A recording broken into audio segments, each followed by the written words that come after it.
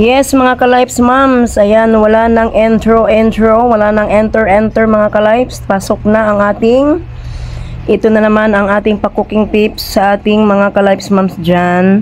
Sinangag lang naman talaga yan mga ka-lives, no? Napakasimple lang naman talaga. Alam ko naman na maraming chef cook sa mundong ito ng Meta World. Ang dami mga cooking show, mga kumukbangers, mga kung ano-ano pang mga expertise na mga pagdating sa lutuan. So ito lang naman ang aking simpleng share sa inyo mga ka-lives, sinangag.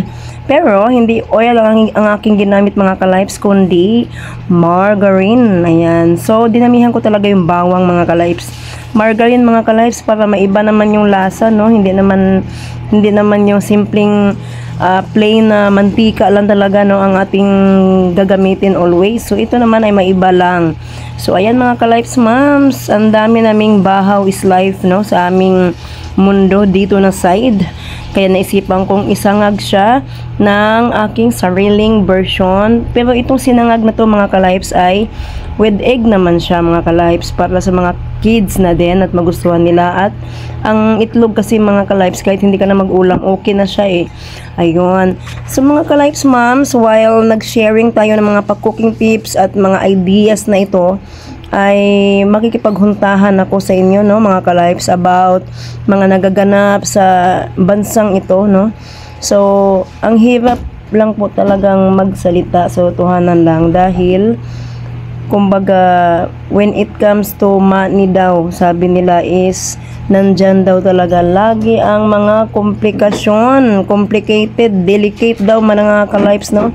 Pero pagdating sa PhilHealth kasi mga ka-lives, hindi kasi usaping pera yan eh.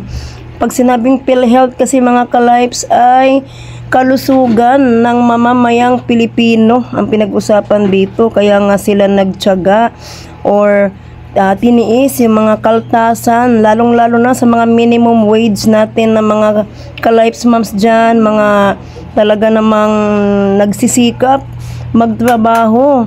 Tapos ang malinis lang sa kanila, minimum wage na nga lang sila, kakaltasan pa ng kung anong-anong mga ahensya ng ating gobyerno. Tapos isang araw malalaman natin ay naging zero balance na pala. Ay Diyos ko Lord naman talaga, no, mga ka-lives moms, nakakalungkot ang ganyang senaryo ng buhay, dahil yan pong perang yan ay pinaghirapan po yan ng lahat ng mga minimum wages na mga tao sa bansang ito. Sobrang nakakalungkot lang mga ka-lives. Ito naman atin mga ka-lives ay hunta-hunta lang naman. Hindi naman ito no, ito lang ay point of view bilang isang ordinaryong citizen sa bansang ito mga ka-lives, no. Sobrang dami ng mga vlogger na nagsalita, pero nakakalungkot lang talaga mga ka-lives kung bakit humantong na pati PhilHealth ay pinagdiskitahan na nila. Ganun na ba talaga ang tindi ng kanilang pangangailangan dahil ba sa malapit na ang kampanya daw? Nako, yun ang napakasaklap na realidad mga ka-lives. Yung alam mo yun, yung mababa ka na, ibababa ka pa. Ayan, yan talaga ang masaklap na katotohanan. Kaya ang buhay minsan mga ka-lives ay kailangan talaga nating magsikap, kasi minsan sa buhay natin darating talaga po ang panahon na kanya-kanyang langoy na lang talaga tayo dito.